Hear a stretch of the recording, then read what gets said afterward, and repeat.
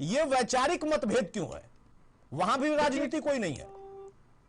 अतुल जी देखिए, कुछ लोग पूर्वाग्रह से ग्रसित होते हैं सरकार के प्रति, और कुछ लोग हैं पूर्वाग्रह से ग्रसित, वो हमेशा से एक वर्ग को जानबूझ करके उकसाने का काम करते हैं। और जो आपने कहावत कही ना, वही बिल्कुल सही है कि कौवा कान लेके गया और वो कौवा के पीछे दौड़ने लगा, वो अपना कान नहीं देखता है।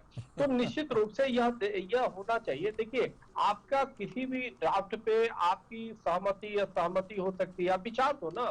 देश की सरकार ने क्या कहा कि आप लोग अपने अपना विचार दे, सभी देशवासियों को आमंत्रित किया गया है। सभी अपने अपने माध्यम से, पत्र के माध्यम से और अपनी संचार के माध्यम से अपने विचार दे सकते हो, दे भी रहे हैं। अब रही बात, देखिए निश्चित रूप से ये भी बात सही है कि होने के बाद एक सर्वधर्म और के सर्वधर्म के जो गुरु हैं, सबके धर्म गुरु हैं, उन सबको भी एक सलाह लेना चाहिए कि इसमें क्या सुझाव लेना चाहिए, इसमें क्या सही है, क्या गलत है, और कि या पूरी सही है या थोड़ा सा संशोधन की आवश्यकता है, ताकि उसमें हर व्यक्ति अपना विचार ले। ये एक संवैधानिक तरीके से लोकतंत्र की खूबसूरती होता है, सबको सहमति, और नारा भी है सरकार का, सबका साथ सबका विकास। तो बिल्कुल हमें लगता है कि सरकार ऐसे जरूर करेगी, लेकिन इस बात को पहले ही जिस प्रकार से लोग चिल्लाने लगते हैं, जैसे असदुद्दीन ओवैसी अभी चिल्लाने लगे, तो यह तो सुप्रीम कोर्ट से जब राम मंदिर का भी केस आया था अतुल जी, मुझे याद है, क्योंकि मैं खुद उसमें पक्षकार था, उसके बाद तुरंत सबसे पहला असदुद्दीन ओवैसी चिल्लाने लगे कि ये तो हमारे साथ अन्याय हुए, तो गलत है, तो धर्म के आधार पर दे दिया गया।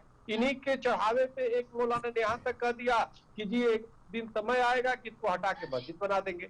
तो कई लोग आते हैं जो माहौल खराब करने के लिए प्रयास करते हैं, तो निश्चित रूप से उसके उसके अगेंस्ट में ऐसे फोर्स की भी तैयारी करनी है। फोर्स का मतलब कि ऐसे धर्म गुरुओं की और मुस्लिम धर्म गुरुओं की, जैसे कादरी साहब है, मजीदी साहब है, ऐसे लोग जो उस चीज को शांत करें, उस चीज को समझाएं, लोगों को जागरूक करें कि नहीं, जो इस चीज के लिए जो बेवजह चिल्ला रहे हो, मूल बात ये है, तुम्हारे हित के लिए है, देश के हित के लिए है, क्योंकि इससे पूरा देश मजबूत होगा। ये तो आजादी के जो काम आजादी के तुरंत पास होने चाहिए था, 15 अगस्त 1947 में होना चाहिए था, किसी सरकार ने हिम्मत नहीं दिखाया। अब तो वर्तमान में एक ऐसी सरकार है जो बिना लाभ और हानि देके अपना समाज के जो हित पे वो कार्य करती है। अब बताइए, 3 तलाक का जो निर्णय था, सरकार कोई आज तक उस पर ध्यान नहीं दिया। अगर प्रधानमंत्री मोदी जी ने लिया तो इससे हित किसका जाता है भाई? इसमें तो हित उन हमारी मुस्लिम बहनों को, बेटियों को और तमाम उन लोगों को उसके लाभ मिलता है। तो आखिर अब अगर जो ये लोग क्या करते, विपक्षी जो थे जब सत्ता में थे तो सिर्फ तुष्टीकरण करते थे,